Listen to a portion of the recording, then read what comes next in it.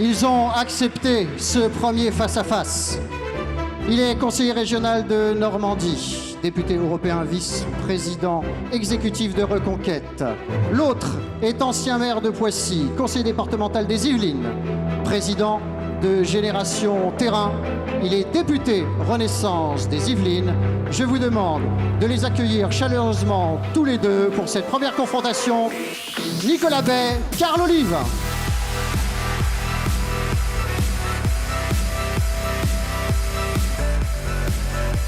Le débat sera animé par le directeur de la rédaction, monsieur Éric Tegner.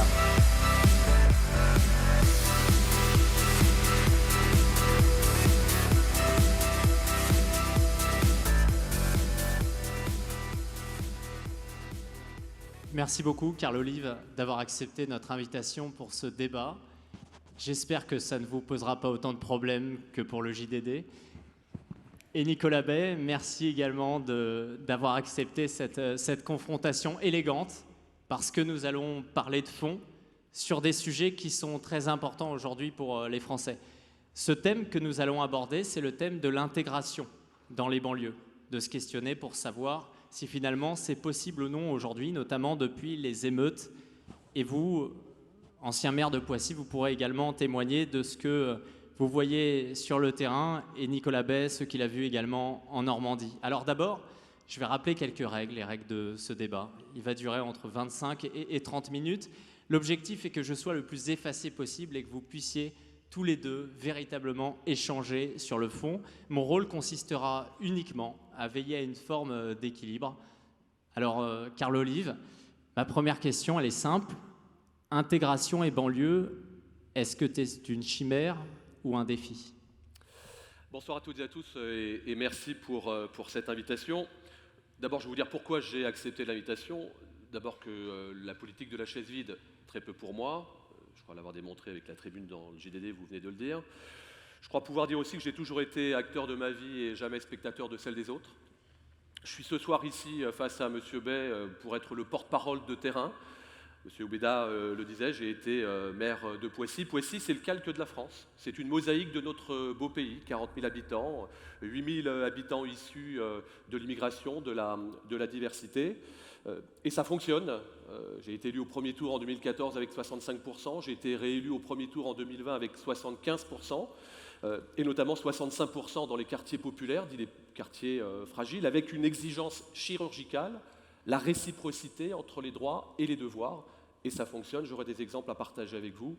La diversité, pour moi, n'est pas un problème, elle est une solution. Je crois pouvoir dire qu'avec M. Bay, on a au moins 2 points communs. D'abord, le respect lié à la personne, et puis aussi, on est né dans la même ville, à Saint-Germain-en-Laye, dans les Yvelines. Bon, Saint-Germain, c'est le bastion d'un grand club de football, le PSG. J'espère qu'il sera champion d'Europe, venu s'installer au centre d'entraînement de Poissy. Mais Saint-Germain, c'est aussi une ville royale, et si avec M. Bay, nous ne partageons pas le pain au quotidien, je crois pouvoir dire que dans nos sphères privées, on partage la même foi. En revanche, c'est quelque chose que je ne partage pas avec M. Bay, avec lequel je suis heureux de pouvoir échanger, partager et débattre. C'est le sens de notre engagement respectif.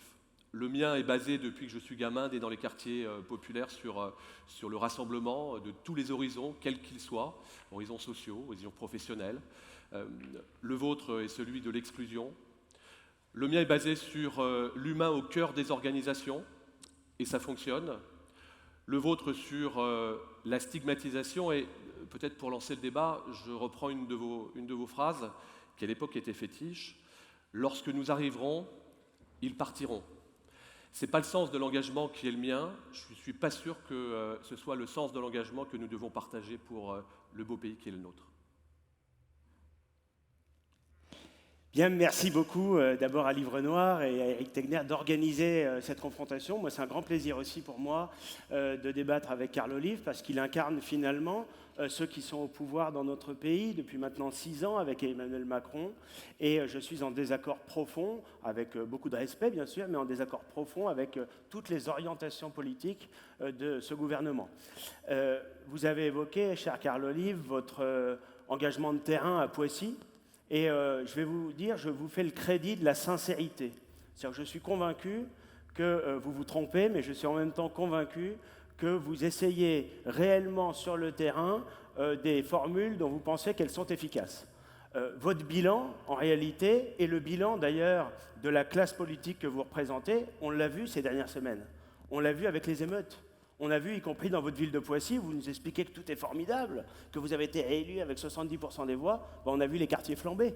On a vu partout en France, dans des centaines de quartiers, 12 000 voitures brûlées, y compris souvent les voitures de gens modestes. On a vu des 5 000 bâtiments incendiés. Tout ça pourquoi ?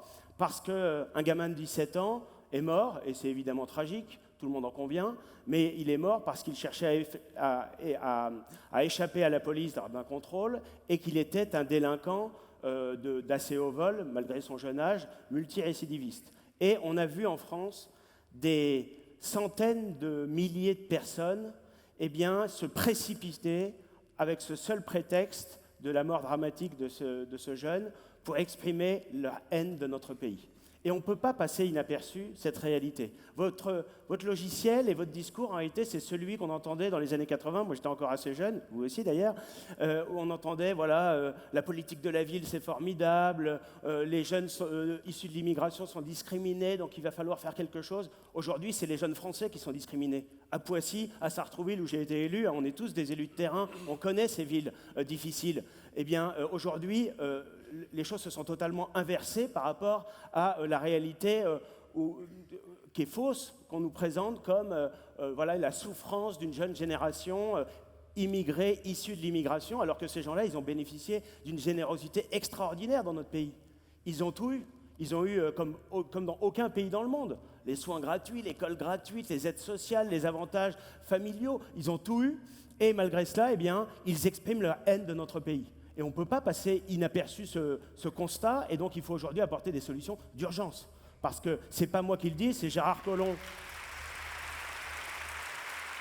Gérard Collomb, qui a été le ministre de l'Intérieur d'Emmanuel Macron, qui en quittant la place Beauvau a dit « mais on est aujourd'hui peut-être encore côte à côte, on sera demain face à face ». Et donc le discours un peu candide, un peu naïf, que vous exprimez et que vous représentez, il me paraît faux. Aujourd'hui, on a une urgence à traiter à la fois en amont le problème de l'immigration et en aval avec une très grande fermeté l'insécurité qui est totalement liée aujourd'hui en France au problème de l'immigration.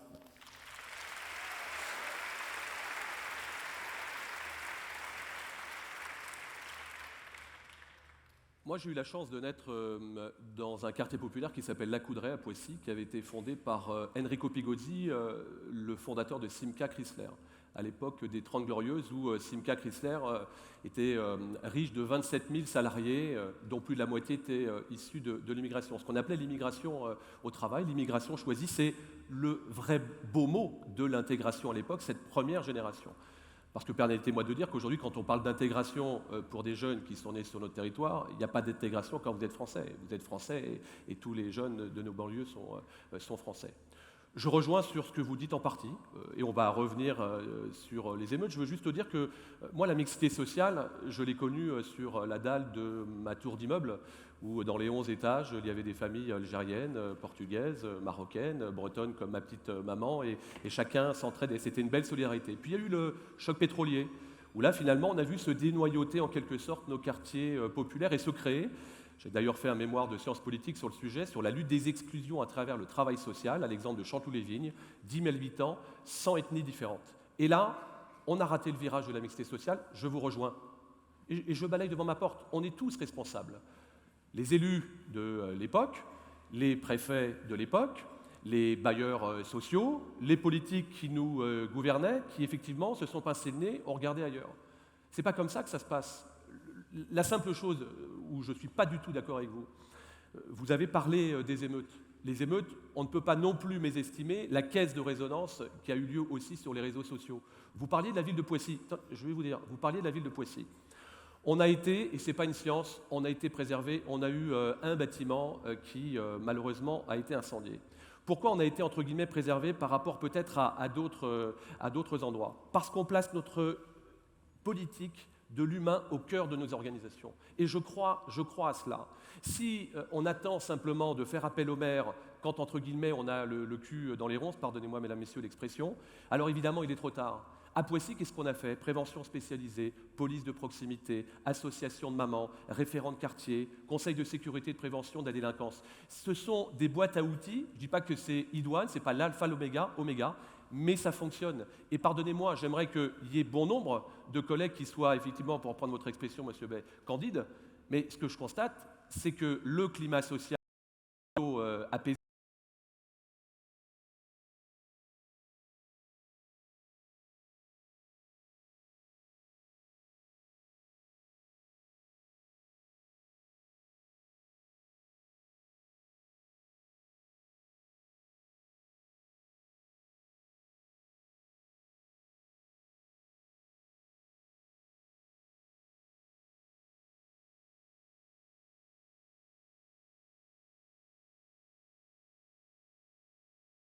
avoir 50 € de réduction. Toutes les familles, à une condition, c'est qu'on ait une réciprocité entre les droits et les devoirs et qu'à 2 h du matin, je ne retrouve pas un gamin des quartiers, à 12 ans, péter un abribus. Ce qui s'est passé une fois. Et à ce moment-là, il faut qu'on soit sans état d'âme. Mais moi, vous le savez, monsieur Bay, je viens du sport, je suis patron des sports de Canal+. Quand on vient du sport, tout le monde connaît les règles du jeu, à la minute où vous prenez les licences. Et dans ce pays, la vérité, c'est qu'on fait semblant de connaître les règles, les gouvernants et les gouvernés. On fait semblant d'appliquer les règles là où la majorité du temps, effectivement, on est laxisme. Ce laxisme, ça fait 40 ans qu'il dure. On baisse la tête et, comme je le dis dans ma circonscription, on a Thoiry, on va aux eaux. Ça ne peut pas fonctionner. Deuxième exemple, j'ai mis en place des cautions de 1 000 €, première ville de France à l'avoir mis pour les mariages. 1 000 € si jamais vous avez des incivilités à l'extérieur de l'hôtel de ville, ces mêmes incivilités qui s'invitent parfois à l'intérieur de l'hôtel de ville.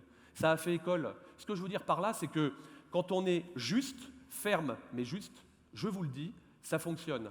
Et tout à l'heure, si je peux me permettre, je prendrai un exemple de ce qui s'est passé dans le département des Yvelines avec un de vos collègues maires, Alain Bock, le seul maire Rassemblement National d'Île-de-France, pour vous montrer que tout n'est pas aussi simple que de donner des leçons quand on est au premier rang de la classe. On devient souvent le diplômé du dernier rang quand on passe aux travaux pratiques. Ce qui est intéressant, c'est que vous parlez des années 60, de mixité sociale, en oubliant la réalité de ce qui est devenu l'immigration. Moi, je suis assez d'accord avec vous pour dire que le modèle français de l'assimilation, c'est finalement des petites minorités qui viennent de l'étranger et qui acceptent de renoncer à une partie de leur identité pour se fondre dans le creuset national. Ça existait, c'est l'histoire de France, ça. On pense aux Italiens, aux Polonais, au début et au milieu du XXe siècle. Mais en réalité, depuis les années 70, il y a des choses qui ont changé, ça ne vous a pas échappé. Ceux qui travaillaient dans les usines, c'était une immigration de travail. Ces gens qui venaient en France, souvent restaient 2 ou 3 ans, se comportaient très bien, avec leur famille qui restait dans leur pays d'origine et repartaient ensuite. Mais à partir de 75, le regroupement familial, on a eu une immigration de peuplement, plus une immigration de travail. On sait très bien qu'aujourd'hui, celui qui arrive, il n'a quasiment aucune perspective d'avoir un contrat de travail dans notre pays. Et évidemment, c'est venu plomber nos comptes publics, plomber nos comptes sociaux, et il n'y a pas de mixité sociale. Parce que la mixité sociale, ce sont des Françaises et des Français de catégories sociales différentes qui cohabitent dans de très bonnes conditions. Et moi, je n'accepte pas le discours qui consiste à dire « c'est à cause de la pauvreté que tout va mal ». Parce que c'est une insulte à la ruralité. C'est une insulte aux Français qui habitent dans des campagnes, qui n'ont rien eu pendant 40 ans des milliards de la politique de la ville. Rendez-vous compte quand même que la politique de la ville, dont Poissy a bénéficié, notamment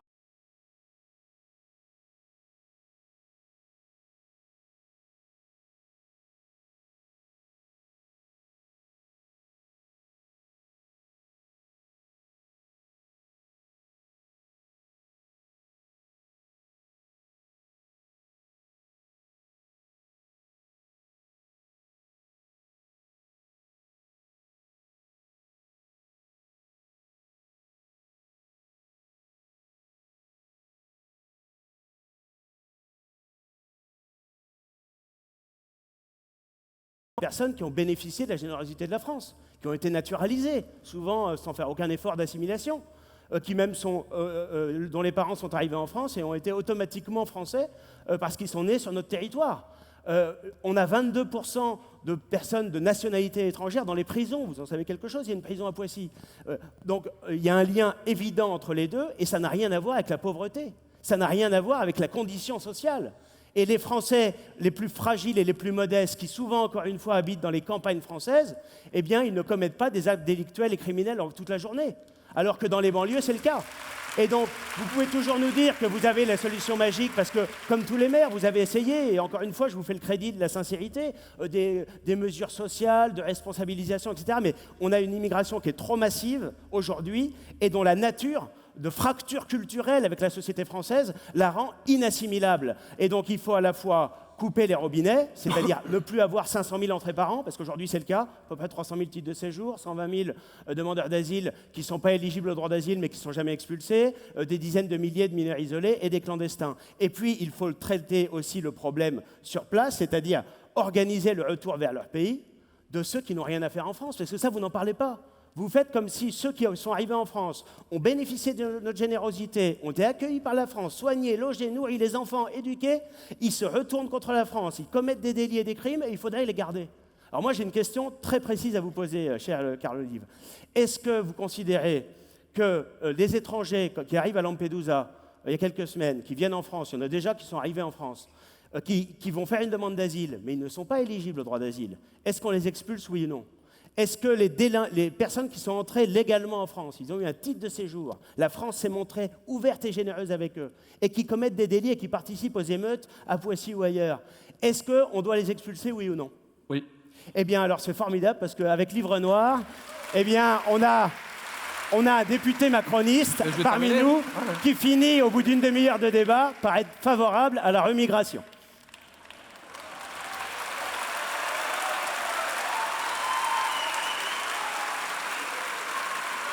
Vous avez la parole, Carole. Bon. Mesdames, Messieurs, chers publics, je savais qu'en arrivant ici, je n'allais pas avoir une standing ovation. Hein.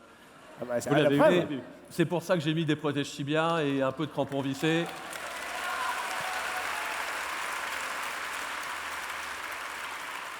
Et si certains d'entre vous veulent venir faire la lucarne à Évry, j'ai des invitations.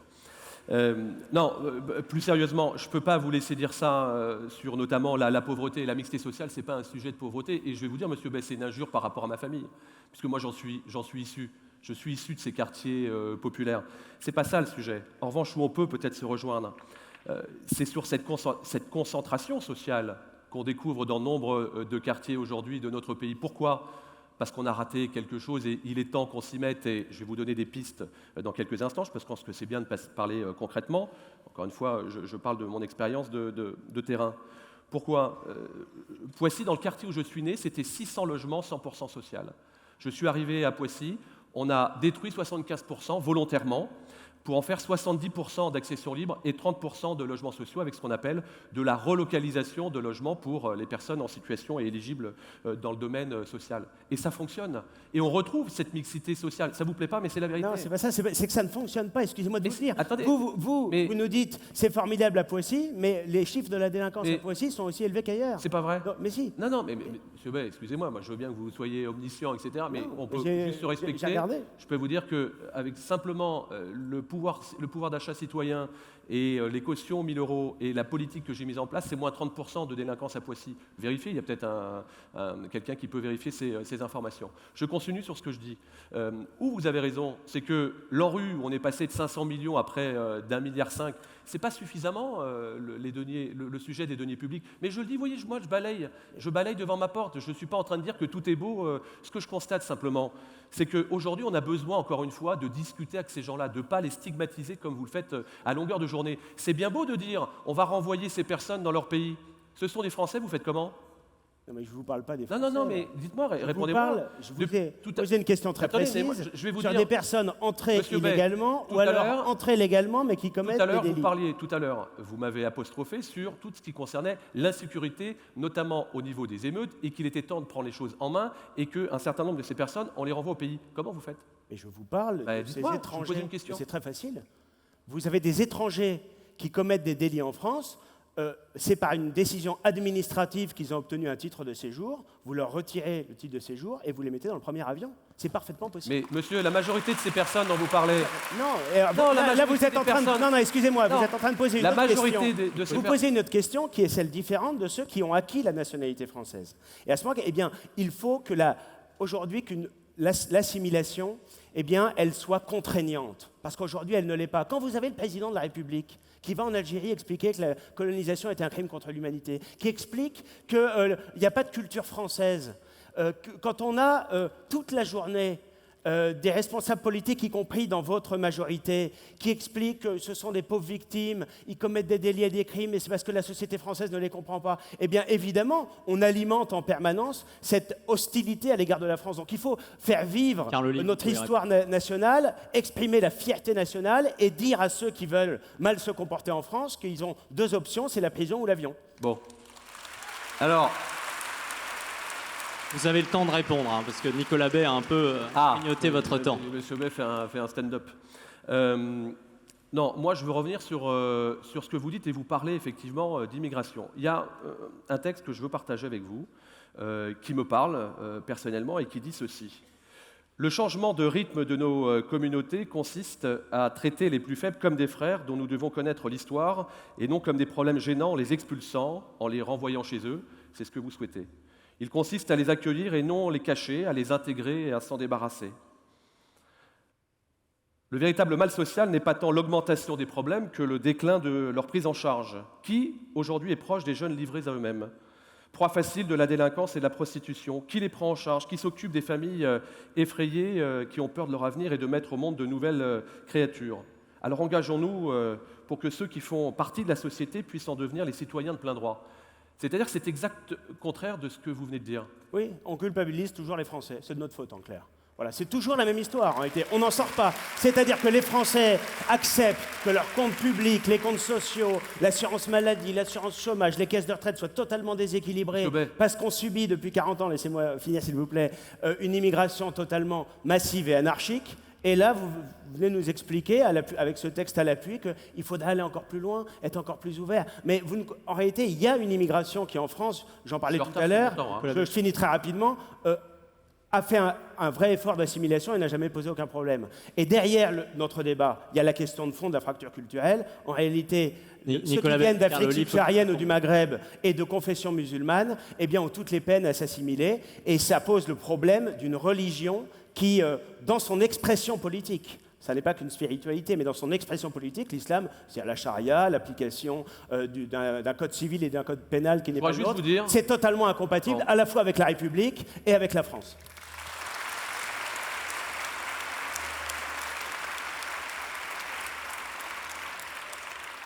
Donc vous ne partagez évidemment pas ça, ce que je viens de partager avec vous en vous le lisant. C'est le texte du pape, la semaine dernière, à Marseille. Et je crois qu'on peut partager ça. Je le disais tout à l'heure, on ne partage pas le pain quotidien, mais on partage peut-être la foi. Peut-être qu'on peut partager juste ça dans nos sphères privées. C'est simplement... Dans notre sphère privée, vous avez raison. Ça n'a rien à voir avec la responsabilité politique. Bien sûr, la foi n'a rien à voir avec la sphère publique. Alors, je disais tout à l'heure que moi, ce qui m'interpelle, c'est vraiment, et encore une fois, ne le prenez pas pour vous, mais ces leçons de morale qu'on a systématiquement au quotidien. C'est très facile d'être dans l'opposition. Et puis quand on vient aux travaux pratiques, c'est un peu plus compliqué. Dans les Yvelines, en Ile-de-France, entre 2014 et 2020, on a eu un maire Rassemblement national du côté de Mantes-la-Ville. C'était la vitrine, quand on écoutait la présidente du Front National, c'était la vitrine de ce Rassemblement national, gros tambour, on allait voir ce qu'on allait voir. Mais on a bien vu. Hein. Première décision, l'une des associations sportives les plus exposées de Mantes-la-Ville a vu sa subvention passer de 75 000 à 0. Trop communautariste. Oui. Formidable. Il y en a plein qui sont gangrenés. Attendez. Je termine, s'il vous plaît. Beaucoup de sécurité dans les mots et dans le blabla du Rassemblement national, et notamment, on va embaucher des polices municipales, ce qui s'est passé d'ailleurs, sur le papier, c'était plutôt louable. Je suis de ceux qui ont massivement augmenté ma police municipale à l'époque, et je l'ai même armée en 2016. 39 policiers municipaux à Mantes-la-Ville, il y en a 38 qui ont démissionné au bout de quelques mois. On ne peut pas gérer les collectivités simplement à travers des livres de recettes. Et puis, je vais continuer. Il y avait juste un sujet avec un investissement massif de vidéoprotection, vous pouvez vérifier. Hein. On avait juste oublié que pour mettre en place des vidéoprotections, il faut qu'on mette aussi en place ce qu'on appelle des centres de supervision urbains, c'est-à-dire des endroits où on peut regarder les caméras. Ils les avaient oubliés. Voilà comment a été gérée pendant 7 ans une commune, la seule d'Île-de-France du Front National. Et évidemment, elle a été remplacée. Elle a été remplacée par une personne qui est issue de la diversité. Donc je dis simplement que ce n'est pas en une baguette magique, que l'engagement local, et vous le savez, vous avez été élu local, j'entends M. Bay à Sartrouville et à Elbeuf, et vous le savez, ce n'est pas un claquement de doigts. Et moi, les discours qui sont des discours qui consistent à donner des leçons de morale en long, en large, en travers, quand on passe vraiment dans la concrétisation de cela sur le terrain, c'est autrement plus compliqué. Oui. C'est pour cette raison, j'en terminerai par là, que lorsqu'on a 3 quartiers en politique de la ville et que je crois que nous mettons encore une fois, pardon de le dire, aimer les gens, ça ne s'apprend pas dans le dictionnaire, qu'on met l'humain au cœur de nos organisations, tous horizons, quelle que soit l'issue qu'on peut en avoir, eh bien ça peut fonctionner à une condition, c'est qu'on respecte les gens, qu'ils soient responsabilisés et que les règles qui soient mises en place soient les mêmes pour tout le monde et que quand quelqu'un enfreint les règles, et là on se rejoint, il est hors jeu comme dans le sport. Et dans le sport, quand vous êtes hors jeu, il y a une sanction. C'est pour ça que je me félicite, par exemple, de la célérité de la justice au moment des émeutes. J'ai envie de dire, j'espère que cette exception deviendra la règle. On repassera, parce que pendant les émeutes... Attendez, on ne vous a pas beaucoup entendu sur un dernier sujet. C'est la décision notamment du préfet du Val d'Oise qui a décidé de mettre à concrétisation la décision judiciaire qui était d'expulser justement quelqu'un qui s'était gravement comporté au niveau des émeutes. Formidable, on est sauvé, il y a eu une expulsion. Et c'est tout le drame de la France. C'est qu'en réalité, les lois ne sont pas appliquées. Mais je reviens sur ce que vous dites, c'est intéressant. En réalité, vous êtes comme tous les maires, enfin vous avez été maire, et vous essayez d'atténuer, en réalité, les effets désastreux des politiques qui sont menées au niveau national. Le problème de l'immigration, celui de l'insécurité qui en est largement la conséquence, c'est des enjeux de politique nationale et même de géopolitique, et en réalité, ça ne se traite pas au niveau local. Vous traitez les conséquences, et je conviens volontiers que certains maires comme vous essayent de faire de leur mieux. Et d'ailleurs, moi j'en connais, Marc-Étienne Lansat, qui est maire Reconquête de Cogolin, fait un très bon travail local, on en connaît tous, et il y en a dans toutes les familles politiques. Mais ce n'est pas exactement la question. Les émeutes, qu'est-ce qui a arrêté ces émeutes? Mais ce n'est pas Gérald Darmanin. C'est même pas la police qui fait un travail admirable, mais dans des conditions difficiles et avec des moyens insuffisants. Ce sont les dealers. Ils ont sifflé la fin de la récréation. Ils ont dit maintenant, on perd des dizaines de milliers d'euros chaque nuit d'émeutes, donc on va arrêter. C'est ça la réalité. Vous évoquiez à l'instant les propos... Je suis pas d'accord. Attendez, je termine. Vous parliez des propos du pape, j'y reviens très rapidement parce que c'est important. Oui, vous savez, il ne faut pas mélanger la charité individuelle. Vous avez quelqu'un qui est en difficulté, en danger de mort, on va tous lui prêter l'assistance. On ne va pas lui demander ses papiers. On est totalement d'accord. Avec la responsabilité politique, qui consiste à dire on ne peut pas accueillir. Parce que c'est vrai, on ne peut plus accueillir. Et quand vous dites, venez aux migrants de Lampedusa qui sont 11 000 en une nuit, la nuit suivante, ils sont 20 000, puis 30 000. Vous avez des mafias de passeurs qui gagnent de l'argent, vous avez des ONG complices. Et finalement, vous avez plus de morts en Méditerranée. Donc ce discours qui consiste à dire, on va accueillir, on va assimiler, on va intégrer, non. C'est un discours qui est mensonger et qui est d'ailleurs très humiliant et très insultant, y compris pour ces populations et pour les pays dont ils sont issus. Parce que leur intérêt, c'est de garder leur jeunesse, leur intérêt, c'est de se développer là-bas, c'est pas de venir chez nous où il n'y a plus d'Eldorado. Mais c'est pas ce que dit, vous le savez. Là, vous êtes dans votre posture politicienne qui fait que 10 mensonges vont entraîner une vérité, pas du tout, et on va être dans l'instinct grégaire, c'est absolument pas ça, et vous le savez très bien. Moi, j'aurais bien aimé que les naufragés, que Mme Mélanie puisse prendre sa responsabilité, etc. Oui, c'est vrai, on n'a pas à accueillir la misère du monde, je suis complètement d'accord avec ça. Et Macron, oui, c'est il vrai, accueille le Seine Viking quand oui, Mélanie le refuse. Écoutez-moi, vous copiez beaucoup, hein, vous me rappelez les camarades de la France Insoumise à l'Assemblée nationale. Hein. Non. C'est un débat quand même. Non, je déconne. Non, mais je pense que c'est un débat, c'est un dialogue, et on le fait de manière courtoise. Bien sûr, Il nous reste 3 minutes. Et dans le timing de partage, là, dans le spare, on est à combien? Très bien. Non, Monsieur Bess, c'est que je taquine, volontiers. Non, vous le savez, et sur ce sujet, franchement, les décisions qui sont prises, et notamment portées par le ministre de l'Intérieur, et on va le voir sur le sujet du projet de loi sur l'immigration, vont dans ce sens-là. C'est simplement, encore une fois, des droits et des devoirs. Il faut que nous soyons, et je le dis, sans état d'âme par rapport à ceux qui, effectivement, arrivent en France et qui se comportent en dehors des lois. Évidemment, il n'y a pas de sujet, on ne l'a pas suffisamment fait, et je vous le dis, on ne l'a pas suffisamment fait, et ça ne doit pas être un sujet. Mais moi, je vais vous dire, je me félicite, je vous le dis, je me félicite de voir un certain nombre de collectivités, de voir notamment ces banlieues évoluer, changer, mais il faut qu'on prenne le sujet, encore une fois, à bras-le-corps. Moi, je vais vous dire, la politique de logement et la politique de la ville, ce n'est pas un sujet de finance. Ce n'est pas plus de finance. C'est mieux de finance et c'est mieux d'utilisation. C'est une traçabilité. Vous voyez, c'est une traçabilité dans chacun des quartiers. Moi, je mettrais, quand on a des quartiers qui sont 100% sociaux, il faut les mettre par terre. Il faut les mettre par terre. Ça prend du temps, mais il faut les mettre par terre. Carl Olive. Il faut retrouver, excusez-moi, faut pas c'est une pas plus concentration. d'argent. Mais- Nicolas Bay et Carl Olive, Ouais, juste, Pascal. il nous reste 2 minutes, donc on va passer au mot de conclusion. Vous voyez, il y a le chrono, sinon je vais me faire taper dessus si je le respecte Mais là, on pas. a le même temps, alors. Vous avez 1 minute pour conclure, chacun. Nicolas Bay, si vous pouvez commencer, parce que Carl Olive avait été le premier à avoir la parole, mais 1 minute. Moi, je voudrais simplement dire que ce que nous demandons, ce que les Français demandent, c'est d'être respectés.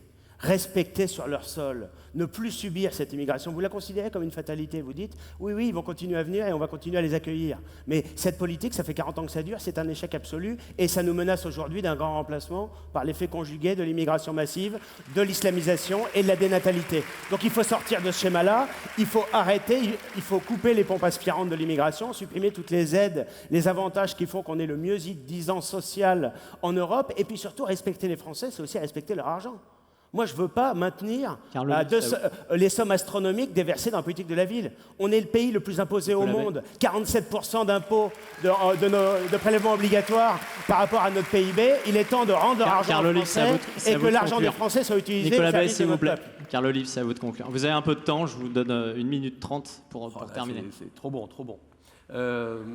Donc, juste vous dire quand même qu'on est ici en France le pays où on a un taux de chômage le plus bas historique, il faut quand même le rappeler. Et le plus haut d'Europe, quasiment. S'il vous plaît, Nicolas. Non mais les amis, vous pouvez siffler, mais c'est la vérité. On a un taux de chômage au plus bas historique. Non, il est plus bas On a- qu'avant, il est plus haut que je tous les suis- pays voisins.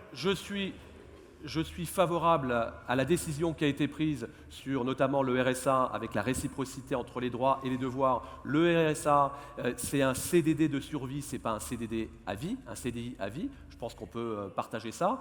En revanche, je vais vous dire, le fonds de commerce qui consiste systématiquement à surjouer sur l'immigration ne prend pas, malgré tout. Au niveau des Français, il ne prend pas. Et quoi qu'on en dise, les jeunes des quartiers, ce sont des Français comme les autres, Monsieur Bay. Et tant que tout le monde, y compris d'ailleurs une partie d'entre eux, et je vous rejoins, n'en sera pas convaincu, alors ce que vous appelez les territoires oubliés de la République resteront des volcans en ébullition. Et pour finir, malheureusement, c'est que jusqu'au jour où peut-être plus personne ne les jugera pour ce qu'ils sont et plus personne finalement ne les excusera pour ce qu'ils font. Donc je vous le redis, à votre différence, moi je considère que la diversité n'est pas un problème, c'est une solution. Et moi, je vous réponds simplement, très rapidement, qu'une société qui est multiculturelle, en réalité, elle est systématiquement multiconflictuelle et qu'il est totalement illusoire de croire qu'on peut avoir des millions de personnes qui viennent d'une autre culture, d'une autre histoire, d'un autre continent et que ça se passe bien en France. Aujourd'hui, ce sont les Français qui trinquent, c'est pas vous ni moi. Merci Nicolas Bay, merci Carl Olive. Merci à Je vous. pense qu'on peut les applaudir très fort. Merci beaucoup.